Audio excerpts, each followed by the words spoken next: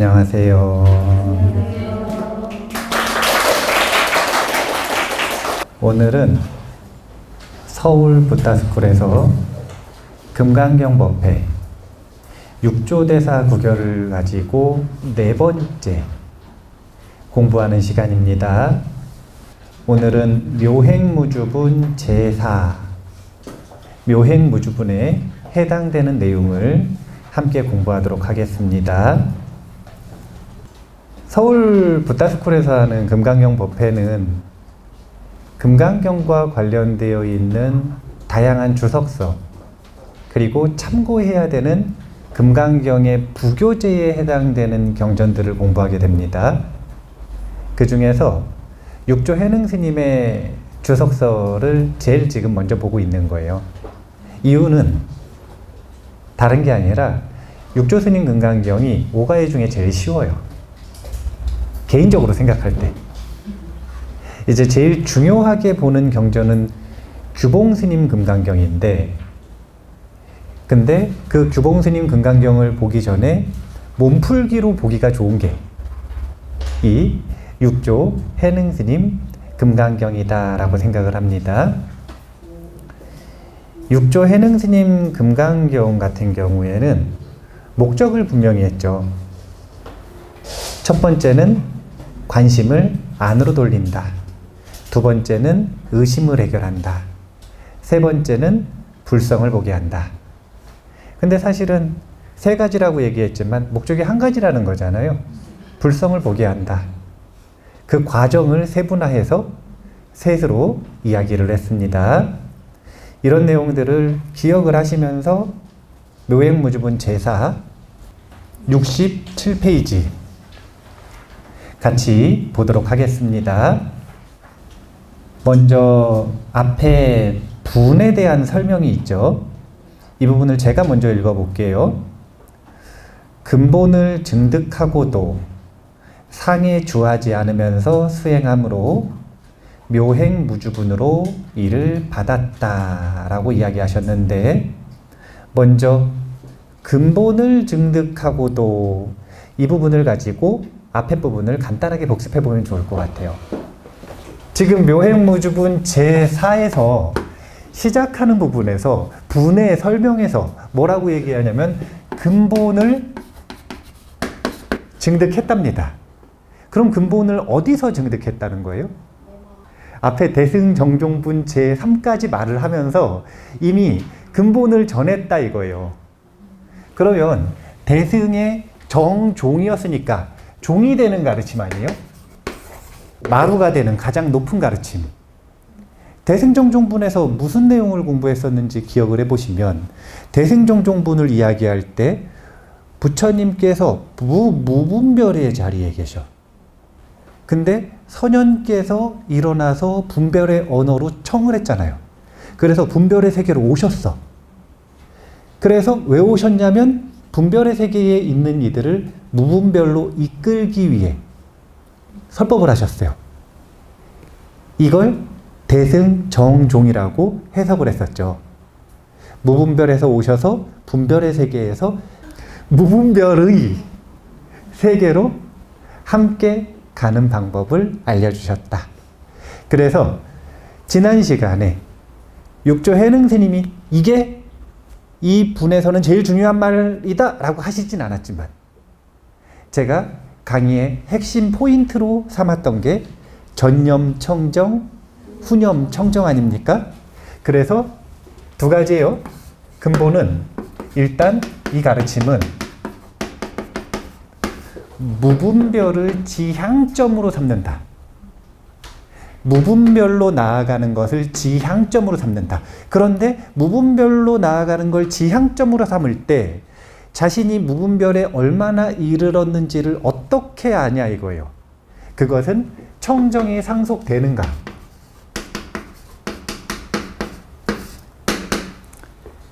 이것으로서 자기 자신을 점검해 보는 지표가 되는 겁니다.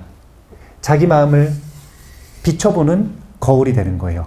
내 마음은 청정이 상속되는가? 이미 근본이 되는 가르침은 말씀하셨다는 거예요.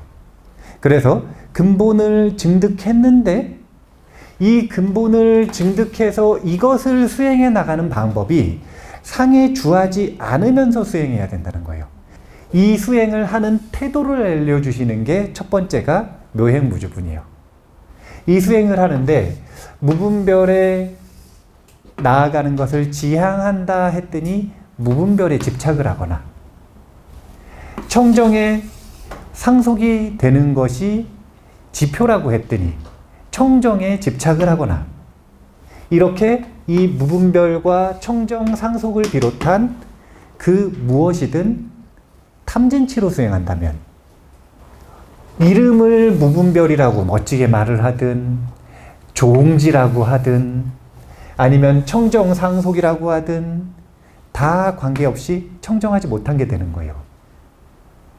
그래서 이 근본을 수행하는 방법은 오직 첫 번째가 상에 주하지 않으면서인데 이게 주하지 않음이 무주, 그 다음에 상에 주하지 않음이 무상이에요. 그래서 오로지 무주상으로 이를 훈련한다 라고 하는 수행자의 마음가짐을 보여주는 게 바로 묘행무주분이다. 이렇게 생각하시면 돼요. 금강경은 무주상 묘행의 마음가짐으로 공부하고 실천해야 한다. 이 밑에 표시와 지석, 원문에 해당되죠. 함께 읽어보겠습니다. 또 수보리야, 보살은 법에서 꼭 주하는 것이 없이 보시를 행하여야 하느니라. 말하자면 색에 주하지 않는 보시이며 성향 미촉법에도 주하지 않는 보시이니라. 법에 꼭 주하는 것이 없이 보시를 행하여야 하느니라 라고 이야기를 했거든요. 이 법을 세분화해가지고 상세 카테고리로 나눌 때 딱 6가지로만 나눈 거예요. 색, 성, 향, 미촉, 법. 보살승운동이라고 하는 경전의 운동의 텍스트로 쓰인 게 금강경인데, 그래서 금강경은 대승경전인데, 그런데 이 대승경전을 배우려면 초기 불교, 부파 불교의 법체계를 배워야 하는 이유가, 법체계를 모르면 왜 이렇게 법을 6가지로 나누고 왜 6가지로 이야기를 하는지를 잘 이해할 수가 없어요. 이제 부파불교에서는 법을 나누는 여러 가지 체계들이 있어요. 오온으로 나누기도 하고 육근과 육경으로 나누기도 하고 육근, 육경, 육식을 해서 18개로 나누기도 하고 이런 식으로 법을 나누는 여러 가지 카테고리 구분법이 있다는 거예요. 존재를 구분하는 방법. 그런데 그 중에서 지금 육근으로 나누고 있다, 육경으로 나누고 있다라고 하는 것을 놓고 보면 금강경에서 무엇을 지향하고자 하는지에 대한 것들을 알 수가 있는데, 금강경에 물들다 할 때 금강경을 볼 때는 2가지 해석 방식이 있다라는 이야기를 했어요. 존재론으로 보는 방식이 있고 인식론으로 보는 방식이 있다. 그런데 그 중에서 인식론적인 해석 방식이 우세한 이유가 지금 이렇게 오온보다는 뭐를 더 많이 쓰냐면 18개의 이 법의 체계를 많이 써요. 18개로 나눠서 이야기했었던 방식은 물질보다는 정신을 우선시할 때 법을 나누는 체계를 이렇게 나누거든요. 반야신경 공부하실 때도 이런 방식은 기억을 해 두셔야 되는데, 색에 주하지 않는 보시이며 성향 미촉법에도 주하지 않는 보시이니라 라고 얘기하는 건 색이고 공이요 수상행식도 마찬가지다 라고 하는 이 문법과 똑같은 거거든요. 색, 성향, 미촉법이 모두 공하고 그것에 주하지 않는 보시를 행한다 라고 해서 무주상 보시의 총론을 이야기한 거예요. 한 번에. 그리고 이 뒤에 자세하게 하나하나를 상세하게 설명하는 내용들이 들어간다. 이렇게 구조로 생각을 하시면 되고, 구결 부분을 같이 한번 읽어볼게요. 68페이지. 범부의 보시는 다만 신상이 단정하고 장엄함과 오욕의 쾌락을 구하는 까닭에 과보를 다하면 삼도에 떨어지게 된다. 세존께서 큰 자애로움으로 가르치고 수행하신 무상보시는 신상이 단정하고 장엄함과 오욕의 쾌락을 구하는 것이 아니고 다만 안으로는 간탐심을 없애고 밖으로는 모든 중생을 이익되게 하는 것이다. 이와 같이 상응하면 세계에 머물지 않는 보시이다. 범부의 보시와 세존께서 알려주시는 무상보시를 나눠서 설명하고 있는데요. 범부의 보시는 신상이 단정한 걸 원한대요. 오욕의 쾌락을 원한답니다. 범부는 보시를 하는 이유가 무엇인가? 보시가 즐거워서 그래요? 아니면 보시바람을 통해 어떤 결과를 얻고 싶어서 그래요? 이제 그런 거를 이제 부처님께서 말씀해 주시는 보시를 무상보시라고 한다면 이에 상대되는 보시는 유상보시가 되겠죠. 이 유상보시와 무상보시라고 하는 걸 놓고 볼 때 유상과 무상을 놓고 볼 때 범부는 유상의 취함을 원해서 보시를 한다는 거예요. 무상을 향해서 보시하는 사람들은 보시한 결과가 나오나 안 나오나 상관없이 어차피 무상을 원했기 때문에 이 보시하는 행위가 즐거워요. 그런데 유상으로 보시하는 사람은 상이 나오지를 않으면 보시의 공덕이 있나 없나 재미가 없어. 근데 봐보세요. 유상의 보시라고 하는 건 여기서 육조 해능 스님은 두 가지만 들었어요. 신상의 단정하고 장엄함. 사람들은 이걸 원한대요. 두 번째, 쾌락을 구하는 까닭에. 그런데 인간 세계에서 보시하는 이유는 딱 네 가지밖에 없다 이렇게 생각하시면 돼요. 고통에서 벗어나는 것 말고 이 즐거움을 취하는 측면에서 보면 천상의 영광을 흉내내는데 천상의 영광은 네 가지가 있다라고 대표적으로 이야기를 하죠. 첫 번째는 천상의 영광은 아주 수명이 깁니다. 1층마다 제곱씩 늘어나니까 수명이 4배씩 늘어나는 거 아시죠? 사천왕천 거기에 하루가 인간 세상 한 세상이라고 하니까 요즘 그냥 뭐 100세라고 하면 거기가 하루가 100년이라 그러면 한 층 올라갈 때마다 4배씩 늘거든요. 그러니까 수명이 엄청 길어요. 수명이 긴 거는 좋은 일이에요? 안 좋은 일이에요?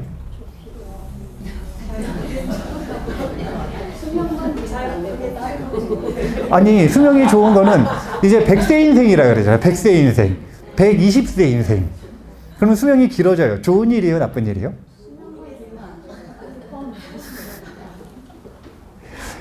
수명만 길면 돼요? 아니면 건강도 해야 돼요? 그 건강이라고 하는 게 뭐냐면 힘이잖아요. 그래서 천상의 영광에서는 그 힘을 대표하는 신통력이 있어요. 신통이 아주 뛰어나요. 요 정도 조건이면은 천상 갈만해요? 안 갈만해요? 예. 근데 인간 세상에서는 지금 아직 수명이 길어졌는데 건강을 장담할 수가 없죠. 그래서 지금 어려운 거 아니에요. 근데 건강 말고 또 늙었으면 좋겠어요? 아름다웠으면 좋겠어요? 천상은 또 아름다움이 있어. 그 니까야 속에 보면 나오잖아요.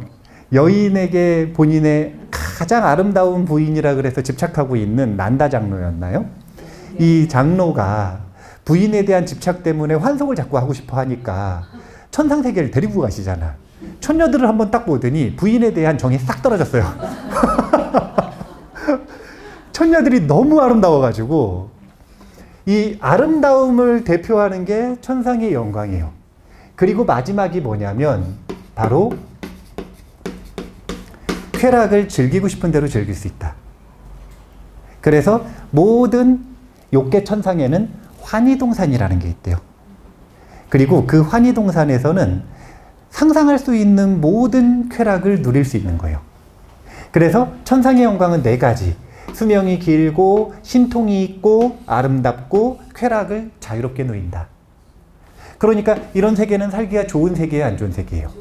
좋은 세계죠. 유상보시를 추구하는 이들에게는. 하지만 무상보시를 추구하는 이들에게는 이 세계가 가장 큰 함정이라. 왜냐하면 무상을 추구하는 데 있어서 유상으로 눈을 멀게 만들어요. 그래서 여기 가면 어떻게 되냐면 환희동산 들어가서 이 긴 수명 다 할 때까지 쾌락 누리다 죽어버려요. 아무것도 못하고. 그래서 오히려 천상은 난 중에 하나다. 수행자에게 있어서. 그런데 사람들은 이 천상의 영광을 좋아합니다. 인간 세상에서 아무리 보시를 가지고 유상을 추구해봐야 천상의 영광의 모조품에 불과하다. 그래서 행복을 이야기할 때 이생의 행복보다는 차라리 내생의 행복을 추구하는 걸 권장하는 거예요. 그런데 내생의 행복보다는 궁극의 행복으로 나아가기를 단계별로 제시하는 겁니다. 범부가 보시하는 이유가 이 유상보시이기 때문에 공덕이 작고 무상보시가 공덕이 큰 이유를 이제 서서히 설명을 하는 겁니다. 왜 도대체 무상보시는 공덕이 크고 유상보시는 공덕이 작은가? 이것에 대해서 쭉 얘기가 나올 건데 여기 보면 단정하고 장엄함과 오욕의 쾌락을 구하는 까닭에 과보를 다하면 어떻게 되느냐?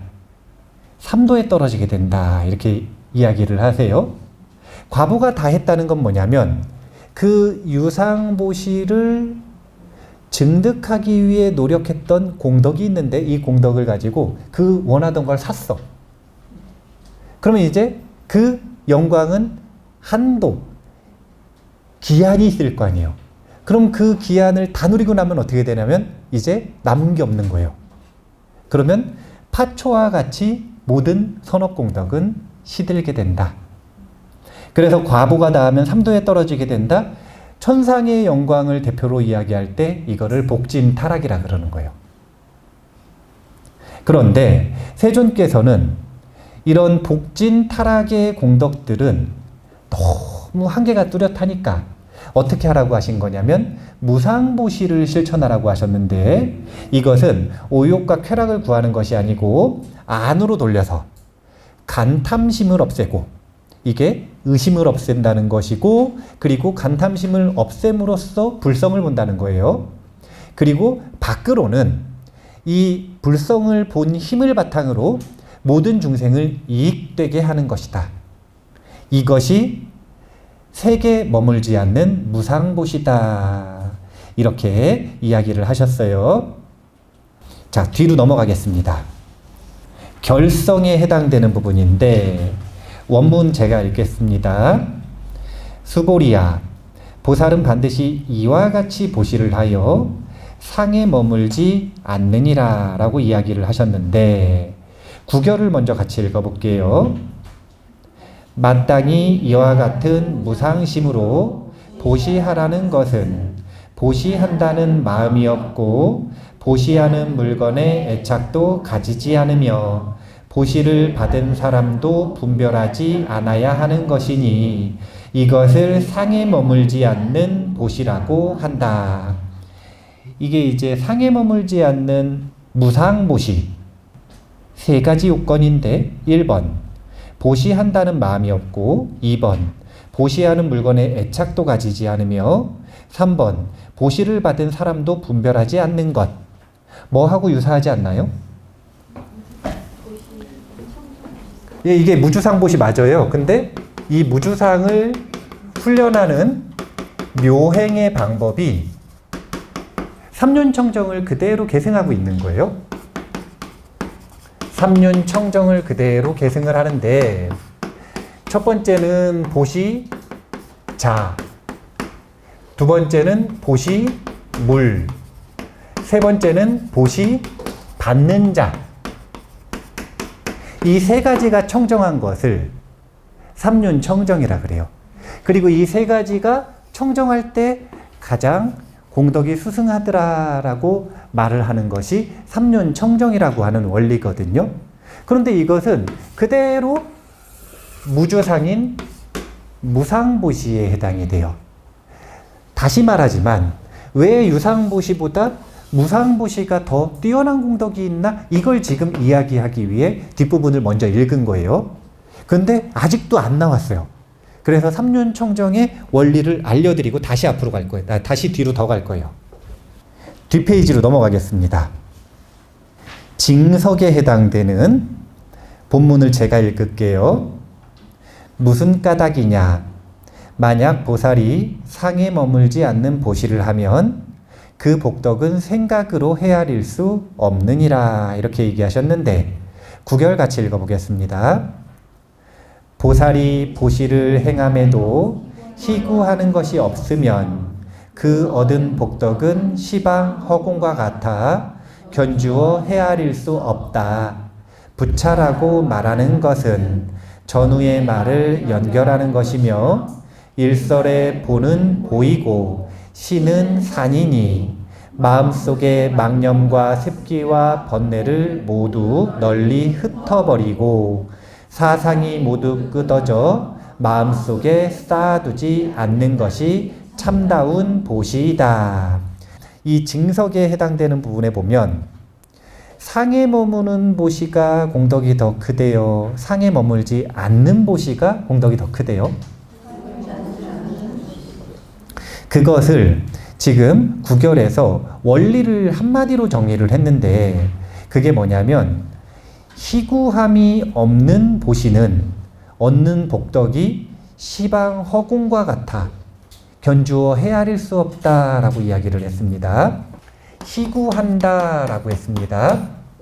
감산대사 금강경 할 때 가장 유명한 구절이자 그리고 가장 헷갈려하는 구절 중에 하나가 구하는 바가 있으면 어떻게 된다 그랬죠? 구하는 바가 있으면 안심이다. 안심을 깨버려요. 그래서 저한테 물어보는 거예요. 그러면은 구하는 바가 없이 어떻게 구하느냐 이거예요. 구하는 바가 없이 어떻게 살아가느냐. 그래서 제가 이걸 설명해 드릴 때 욕구와 탐욕의 차이를 알려드리잖아요. 그런데 희구하는 바가 생긴다라고 하는 건 우리가 욕구와 탐욕이라고 하는 게 다르고 욕구는 건강한 욕구고 탐욕은 불건전하다라고 하는 걸 경계해서 신경 쓰지 않으면 희구하는 마음이 탐욕으로 흐르는 게 너무 당연한 습성을 가지고 있어요. 구하던 게 저게 처음에 누가 좋은 거래요. 그래서 저걸 가져야 된대요. 그럼 처음에 딱 봤을 때 가지고 싶어요? 안 가지고 싶어요? 처음에 안 가지고 싶죠. 근데 그 얘기를 반복해서 몇 번 듣잖아요. 그러면은 속에서 은근히 생각을 하다가 점점 좋은 것 같아. 은근슬쩍 마음속에서 한번 가지고 싶다는 마음이 탁 나잖아요. 그러면 어차피 가질 때까지 그 생각 계속 나거든요. 희구하는 바가 뭘로 발전하는 게 너무 당연한 습성을 가지고 있냐면 탐으로 발전하는 게 당연한 습성을 가지고 있다. 그리고 이것은 집착이 되더라. 이런 흐름을 가지고 있기 때문에 이 희구하는 바는 마음을 어떻게 만드냐면요. 허공과 같은 마음을 이렇게 좁게 만드는 거예요. 허공과 같은 마음은 나머지 칠판이라고 하면 자기가 희구하는 바가 생기면은 이렇게 그 희구하는 곳에만 자신의 마음을 머무르게 하는 거예요. 희구하는 바가 상이 있어야 생겨요? 없어야 생겨요? 상이 없는 걸 희구할 수 있어요? 능력 좋으신 거예요. 상이 없는 건 희구할 수가 없어요. 상이 있으니까 그 상을 희구하지 않습니까? 그러면 그 상을 원하는 희구하는 마음은 우리의 마음을 어떻게 하는 경향이 있느냐? 원래 허공과 같은 마음을 이렇게 벽을 쳐요. 그리고 탐욕과 집착이 강해지면 강해질수록 점점 포커스는 좁아지거든요. 마음을 좁게 만들죠. 이 마음에서 보시를 하면 이것과 제가 제일 좋아하는 단어죠. 상응한다. 공덕은 상응하는 크기로 오는 거예요. 왜 유상보시가 작은 공덕을 낳느냐? 그거는 부처님은 큰 공덕을 주고 싶지. 그런데 자기 마음이 지금 요만해졌어요. 그러면은 아무리 비를 많이 내려줘 봐야 담아갈 수 있는 게 요만큼밖에 안 되는 거예요. 그래서 공덕이 요만해져요. 근데 상이 없어지잖아요. 그러면 상이 없는 보시는 허공과 같은 공덕을 낳는 거예요. 왜냐하면 주관과 객관은 상응하니까. 유상보시는 희구하는 바가 있었어요. 천상의 영광 중에 거의 무한에 가까운 수명을 지금 바라는 분들이 있으세요? 왜 이렇게 그릇이 작아요? 기왕의 유상을 바랄 거면 천상의 수명 정도는 바라야지. 그렇게 작으면은 안 돼요. 건강한 정도, 힘 있는 정도면 돼요? 아니면 이왕이면 신통이 좀 있어야 돼요? 신통이 있어야죠. 원래 불자들은 통이 큰 거라. 그 다음에 아름다움을 원하면 천신 정도 아름다움은 돼야 되는 거예요. 그리고 이왕 쾌락을 누릴 거면 아주 지극한 쾌락을 누려야죠.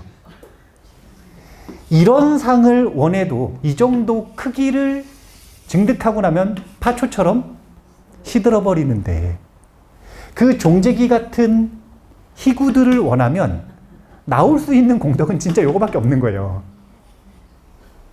그래서 금강경이라고 하는 진리, 가르침은 공덕이 크겠어요, 안 크겠어요? 그건 분명한 사실이에요. 그런데 금강경 읽고 원하는 게 안 이루어지거나 조그만 걸 이루는 사람들이 있거든요. 그건 금강경의 공덕이 작은 거예요? 종재기 같은 마음이 문제인 거예요. 그래서 무행무주분은 근본을 말했다 이거예요. 지금 대승정종분에서 진리의 근본을 말했다 이거예요. 어떻게 얻는지까지 다 말했어요. 지금. 그러면 그 가르침을 어떤 태도, 어떤 마음가짐으로 담아낼 것인가, 이걸 논하고 있는 거예요. 그래서 첫 번째로 논하는 건 유상인가 무상인가요? 당연히 무상을 권고하죠. 그런데 이 무상을 얻으려면 원래 금강경 배우기 위한 조건, 서류 심사를 해가지고 서류 심사로서 그 서류 심사를 통과해서 오신 분들하고 강의를 하면은 그냥 이 무상공덕이 최고입니다 이렇게 말하면 되는데, 그렇지 않다면 유상공덕을 말할 수밖에 없는 거예요. 왜냐면은 조건이 두 가지였잖아요. 첫 번째는 선남자 선여인, 그리고 두 번째는 원보리심이에요. 이 두 가지를 다 갖추고 있는 사람이 원래 금강경을 배우는 거라. 이 사람들은 선남자 선여인으로서 이미 유상의 공덕을 다 성취해 봤어요. 그러니까 이거 벌써 자신에게 행복감을 줄 수 없다라는 걸 근본적으로 알고 있어요. 다 가지고 있고. 그러니까 이 사람들은 당연히 가지고 있는 게 아니라 못 가진 무상공덕을 추구합니다. 거기다가 원보리심을 일으켰기 때문에 나 혼자 그런 게 아니라 중생 모두를 이 길로 이끌고 싶은 헌신의 마음도 있어요. 그러니까 무상공덕을 배우고 실천할 수 있는 충분한 자질을 갖추고 있는데, 그렇지 않은 경우에는 이 유상공덕부터 배우고 증득하고 그리고 한번 그 과정을 실천해보는 이 과정이 필요한데, 제가 이야기하는 거예요. 여기 지금 육조 해능스님이 너무 작게 썼어요. 아까 뭐라 그러셨죠? 왜 뭐라 그랬어요? 뭘 장엄한다고요? 신상. 아니, 신상을 조금 장엄하고 단정하게 하는 것, 이거 너무 작잖아요. 오욕의 쾌락을 누리는 것, 이거 너무 작잖아요. 그게 아니라 기왕 유상을 추구하실 거면 천상의 영광 정도는 추구하시라. 라고 우리가 추구하는 것의 극치를 알려드리는 거예요. 그러면 어차피 그릇이 유상으로 있을 거면 요만한 게 나요? 요만한 게 나요? 큰 게 낫잖아요. 어차피 도둑놈 심보로 공짜로 얻으려고 하실 거예요? 그건 벗어난 거잖아요, 우리가. 그러면 목적을 요만큼 하는 것보다는 요거 하는 게 낫고, 이거 얻어본 사람은 어떻게 하는 게 나은 거냐면 없애는 게 낫다. 지금 마음가짐을 내가 지금 현재 가지고 있는 조건들이 이래가지고 나는 요 정도밖에 못해, 요런 마인드셋을 가지고 있을 것인가, 아니면 똑같이 유상이어도 극치를 추구하는 마인드셋을 가지고 있을 것인가, 아니면 이 상을 없애는 무상의 마인드셋을 가지고 있을 것인가. 이것을 마음가짐을 질문하고 있는 이 부분에서 제가 점검하는 의미에서 한번 질문을 해보는 겁니다. 종범 스님이 금강경 강의하실 때 보니까 사람들이 집착하는 대상, 유상이 무엇인가 라고 이야기를 세 가지를 꼬집어서 얘기를 하시더라고요. 첫 번째는 자신오법이라 그래서 자신의 몸에 집착을 하는 마음이 아주 크고, 두 번째는 존경법은 존경법인데 사해 존경법이래요. 사해의 모든 사람들에게 존경과 명예를 받고 싶은 거예요. 그래서 악명에 휘말릴까 봐 그렇게 무서워한대요. 사해 존경법에 집착을 하고, 그 다음에 미래오요법이라 그래서 미래에 있는 물질색, 생명, 명예, 감각적 즐거움, 그러니까 그냥 뭐 오용락 정도라고 생각을 하시면 돼요.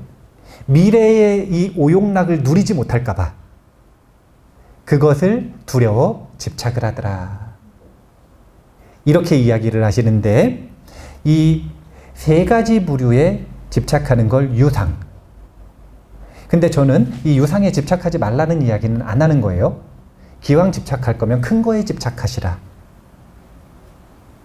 그런데 모범답안은 알고는 계셔야죠.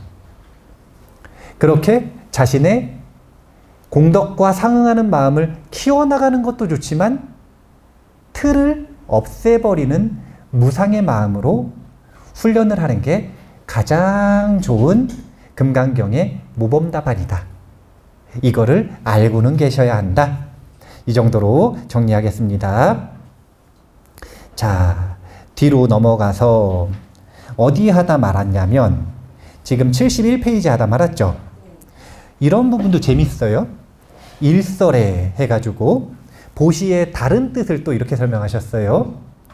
넓을 보자에다가 흩을 산자를 써가지고 보시라고 하는 것은 널리 자신의 이 가지고 있는 이 집착들을 보시를 통해서 흩어버리는 것. 널리 자신이 가지고 있는 아와 아소에 대한 집착을 남에게 줌으로써 이 집착과 망상과 번뇌를 흩어버리는 것. 마음속의 망념과 습기와 번뇌를 모두 널리 흩어버리는 것이 바로 보시다. 그래서 보시의 다른 이름으로 보산을 설명을 하셨어요. 한 문단 또 읽어볼게요. 또 일설의 보시는 육진 경계에도 머물지 않고 유루의 분별도 하지 않으며 오직 마땅히 청정한 대로 돌아가 만법이 공적함을 요달하는 것이다. 만약 이 뜻에 요달하지 못하면 오직 온갖 업만 늘어나게 된다.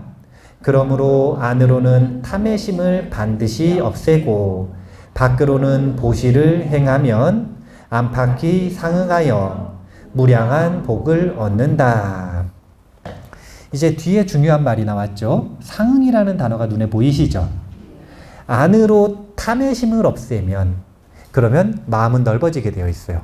그럼 마음이 넓어진 만큼 공덕과 복덕은 상응해서 커지는 겁니다. 그래서 묘법연화경에서는 아까 말했던 그 비유, 산천 초목이 평등하게 진리의 비를 맞아요. 그러면 얼마큼 가져갈지는 얼마큼 준지에 의해서 결정되는 것이 아니라 자신의 뿌리가 얼마큼 담을 수 있는가, 즉 그릇의 차이에 따라 평등한 진리의 비를 담아가는 양의 차별이 생기는 겁니다. 그러니까 그 그릇이라고 하는 것, 그 뿌리라고 하는 건 다른 게 아니라 이 금강경 공부를 하는 마음가짐이잖아요. 마음가짐. 어떤 마음가짐으로 이 공부를 할 것인가 라고 하는 이 마인드셋에 대한 가르침이다. 이렇게 생각을 하시면 되고, 이 마음가짐과 공덕의 크기는 상응한다. 이 원리는 이번 시간에만 강조하고 다음 시간에는 강조를 안 할 거기 때문에 기억을 잘 하셔야 돼요. 자, 뒤에 문단 마저 읽겠습니다. 한 번에 읽을까요? 다른 사람이 악을 지은 것을 보더라도 그 잘못됨을 보지 않고 자성의 분별심을 일으키지 않으면 이를 상을 벗어나는 것이라고 한다. 가르침에 의하여 수행하는데 마음에 능소가 없으면 선법이며 수행하는 사람의 마음에 능소가 있으면 선법이라고 하지 않는다. 능소심이 없어지지 않으면 끝내 해탈을 얻을 수 없다. 순간순간에 항상 반야지를 수행하면 그 복은 무량하고 무변하며 이와 같이 수행하면 일체 인천의 공경과 공양을 얻게 되는 것이니 이를 일러 복덕이라 한다. 항상 상에 머물지 않는 보시를 수행하여 일체의 창생을 널리 공경하면 그 공덕은 끝이 없어 헤아릴 수 없다. 이제 오늘 묘행무주분을 공부할 때 두 가지로 공부할 거예요. 전반부, 지금 시간에는 마인드셋, 어떤 마음가짐으로 금강경을 공부해야 되는가, 이걸 얘기할 거고요. 다음 시간에는 그래서 정말로 무주상을 훈련하는 방법, 명상법이 무엇인가, 이걸 얘기를 할 거거든요. 그래서 마인드셋에 대한 이야기를 할 때는 상응이라는 단어가 중요한데 그 상응이 왜 중요한지 다시 한번 또 정리하겠습니다. 일단 첫 번째 읽은 부분의 세 줄을 보면 다른 사람이 악을 지은 것을 본다. 자, 봐보세요. 시선이 밖에 있어요? 안에 있어요? 밖에 있어요. 지금 벌써 육조 해능 스님이 하시고 싶은 것과 반대로 하고 있죠? 일단 시선을 어떻게 한다고요? 안으로 돌린다 그랬죠? 그래서 시선을 안으로 돌리면 사실은 악을 지은 것을 보지 못합니다. 그런데 일단 봤어요. 그러면 그 잘못됨을 보지 않고 자성의 분별심을 일으키지 않으면, 이건 반대로 말하면 자성의 분별심을 일으켰다는 거죠. 이건 지금 뭐가 있다는 거예요? 의심이 있다는 거죠. 그래서 마음이 불안해졌다는 거예요.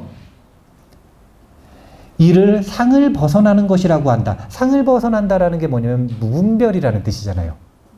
근데 상을 벗어나지 못했다는 건 분별에 빠졌다는 거죠. 무분별을 지향해야 되는데 분별에 빠졌어요. 그 이유가 첫 번째는 자성의 분별심을 일으켰기 때문이고, 두 번째는 남을 봐서 그래요. 지금 다시 한번 문장을 가지고 육조구교를 통해서 알려주시고 싶은 불성 보는 방법을 거꾸로 반대로 한번 생각을 해보는 거예요. 불성 보는 방법은 시선을 안으로 돌려야 돼요. 왜 우리 그러잖아요? 남의 허물을 말하래요? 말하지 말래요? 말하래요? 말하지 말래요?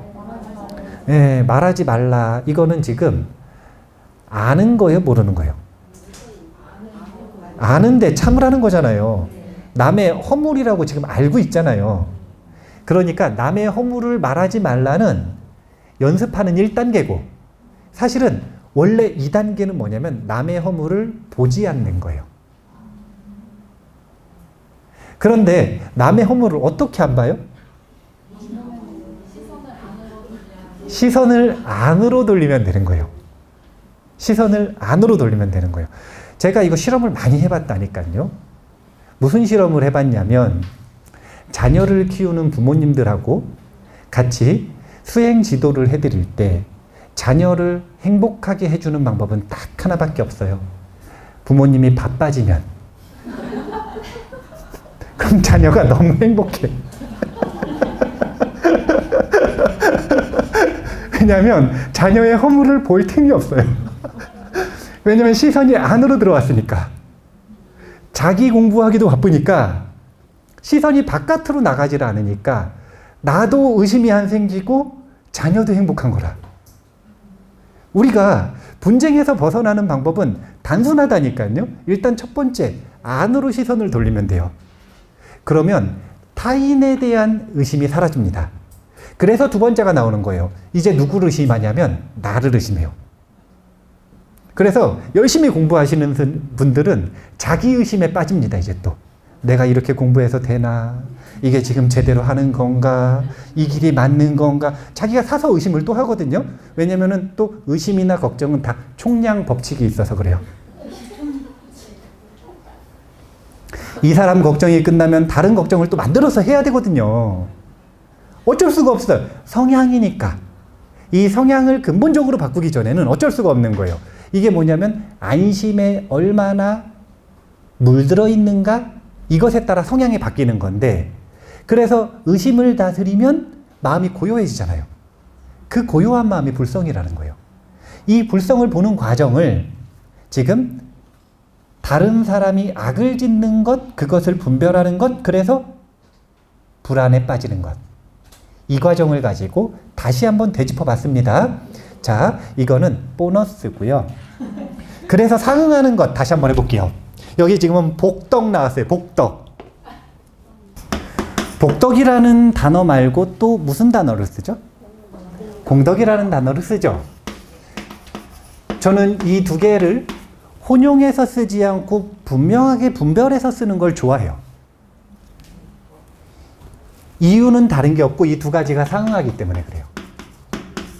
사람들은 도시를 하는 건 공덕을 구하는 거예요? 복덕을 구하는 거예요? 아이, 공덕을 구하지 않고 복덕을 구하잖아요. 복을 바라는 마음이 있잖아요. 그게 유상무보시거든요. 공덕은 무상이라 공덕에는 상이 없어요. 내 마음이 선하게 변하는 게 측정돼요? 어떻게 측정이 돼요? 그런 방법이 있으면 알려주세요. 저도 그거 체크하는 체크 기계 좀 사가지고 다들 한번 끼워놔보게. 그래서 점수 해가지고 이렇게 레벨업하고 이 공덕이 얼마나 되신 분인지 학년제로 하게. 이거는 유상이 아니라 무상이라. 뭐가 유상이냐면 복덕이 유상인 거예요. 복덕. 이 복덕이라고 하는 것이 유상이니까 새해 복 많이 받으라 그러지. 새해 공덕 많이 받으라고 안 그러잖아요. 복덕을 좋아하잖아요. 복덕을. 복이 생기는 걸 좋아하지 공덕이 생기는 걸 좋아하지 않는다니까요.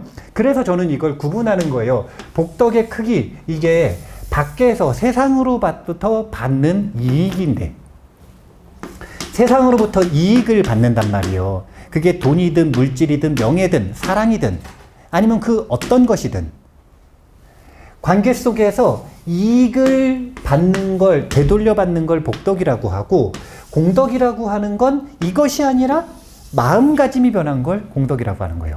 근데 이 두 가지는 서로 상응하더라. 이거를 제가 간단한 업의 원리를 가지고 설명해 드리고 마무리를 하려고 해요. 업이라고 하는 건 이제 조금 상세하게 설명해도 돼요. 왜냐면은 불교학개론에서 다 한번 들으셨던 분들이니까.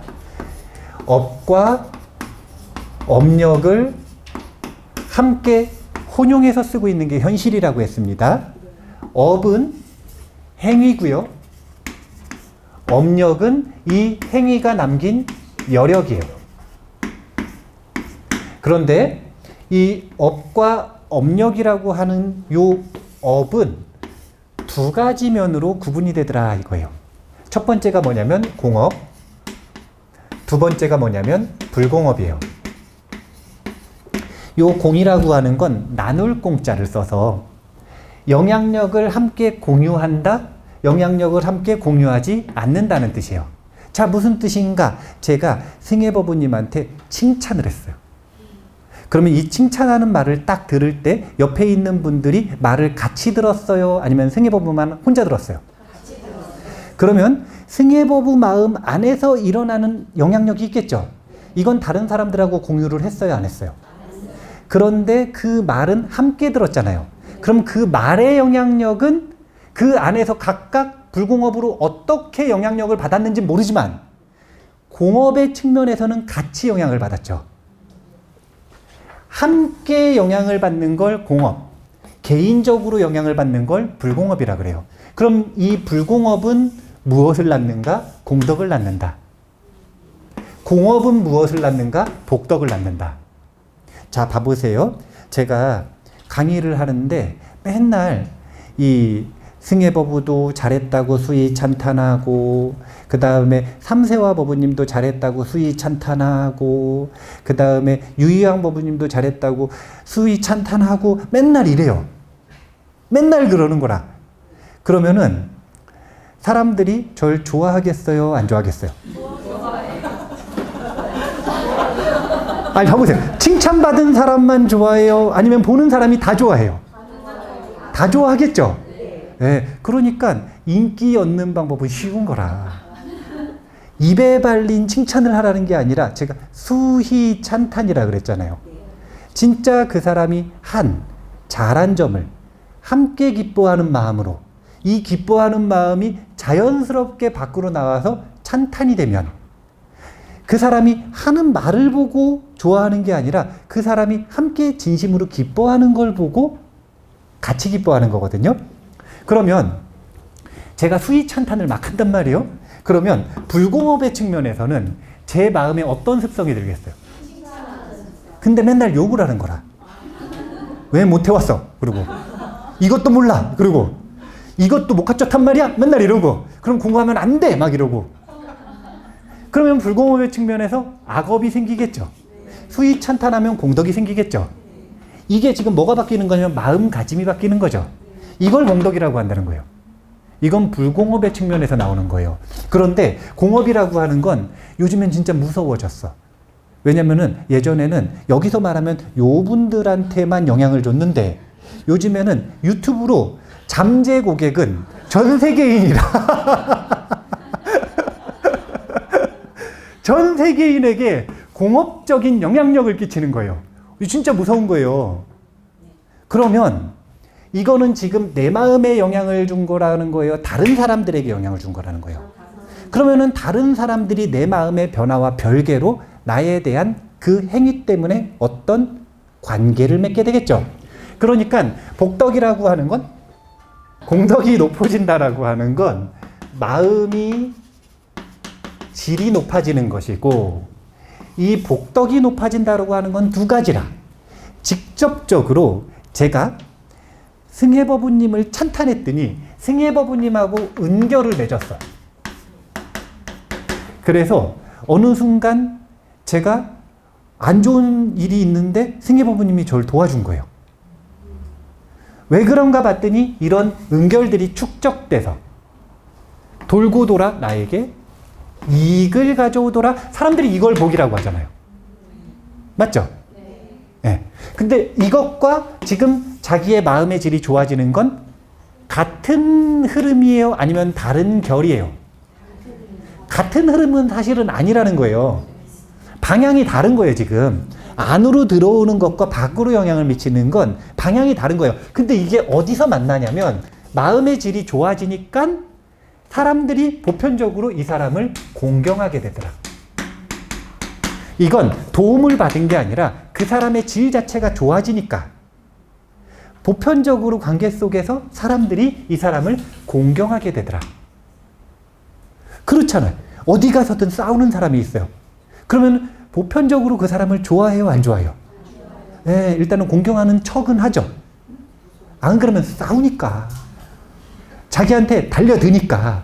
그래서 일단 존중하는 척을 해주지만 마음에서는 되게 싫어하죠. 음결을 맺고 원결을 맺는 건 그 하나의 업에 대한 상대적인 결과물을 얘기하는 거고요.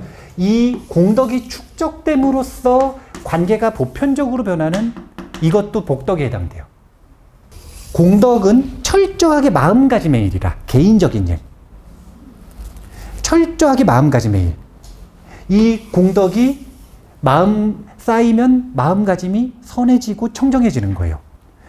이것이 영향력을 미쳐서 행동 하나하나가 은결로 되돌아오는 것도 복이라고 하는 거고, 그 사람의 마음가짐의 질, 수준 때문에 공경을 받는지 받지 못하는지, 관계를 보통 좋게 맺는지 못 좋게 맺는지, 안 좋게 맺는지, 이렇게 발음이 안 좋으면 공경을 못 받아요. 제가 빨리 아나운서 교육을 받으러 가야겠어요. 그런데 요거 공경을 받는 것도 요거까지 묶어가지고 복덕이라고 한다. 그러니까 이거는 내가 무슨 느낌이냐면 받는 느낌이에요. 그러니까 이거는 뭐가 되는 거냐면 유상이 되는 거라. 그리고 이 공덕을 철저하게 추구하는 걸 무상이라고 하는 거예요. 이 공덕을 추구하는 것 중에서도 아주 딱 명료한, 그래도 뭔가 추상적이지만 분명한 공덕을 추구하는 것들이 있어요. 예를 들면 내가 인색함에서 벗어나고 싶어서 수행을 했어요. 그러면은 이 부분에 신경을 좀 쓰면 벗어났는지 안 벗어났는지 측정을 할 수 있어요, 없어요? 내가 분노를 해결하고 싶어서 수행을 했어요. 그럼 그 분노도 마찬가지로 어느 정도 자기가 좀 무상이지만 측정이 가능하죠. 그런데 이 무상 중에서도 청정업은 특히 측정이 불가능해요. 왜냐하면 측정을 한다, 분별한다 라고 하는 것 자체가 이미 분별의 영역에 있는데, 청정은 얼마나 무분별에 가까워졌는지로 보는 것이기 때문에. 그래서 이것이 유상이 가장 눈에 명확히 보이고, 무상 중에서도 분별된 무상은 조금 우리가 인식할 수 있고, 무분별을 추구하는 청정은 진짜 결과가 나오는 건지 안 나오는 건지 이건 진짜 알 수가 없어요. 그런데 뭘 추구할 것인가? 이걸 지금 묻고 있는 거예요. 유상, 큰 유상, 무상. 근데 요거는 무상 중에서도 공덕 중에서도 분별된 공덕, 그 다음에 허공과 같은 청정. 이 중에서 뭘 추구할 것인가? 결과는 그 크기가 상응해서 간다는 것. 원리는 알려드렸으니까 이제 도둑놈 심보를 버린다면 어떻게 하는 거냐면, 나는 청정이 좋은 건 알겠는데 이건 못 하겠어. 그러니 큰 유상을 바라겠다? 이렇게 자기 마음을 가다듬고 그 원인을 심으면 인과가 분명하죠. 그러면 지혜로운 거고, 이건 어리석은 욕심이 아니게 되는 거예요.